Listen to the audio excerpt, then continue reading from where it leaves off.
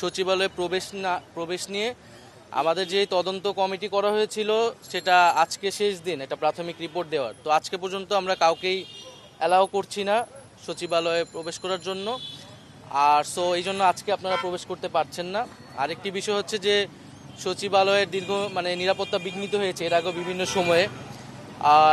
তো দীর্ঘমেয়াদী সামনের দিনগুলোতেও জন্য আমরা ভাবছি। এই কারণে আমাদের প্রায় 3000+ অ্যাক্রিডিটেশন কার্ড কিন্তু দেওয়া হয়েছে বিগত সময়গুলোতে, এবং আপনারাও এটা ভালো করে জানেন যে এই 3000+ কিন্তু সবাই সাংবাদিক নন, এবং নাম সর্বস্ব বিভিন্ন পত্রিকার নাম ব্যবহার করে অ্যাক্রিডিটেশন কার্ড দিয়ে এখানে সচিবালয়ে প্রবেশের ব্যবস্থা করা হয়েছে। ফলে সেটি আমাদের পুনর্মূল্যায়ন এবং পরীক্ষা নিরীক্ষার প্রয়োজন।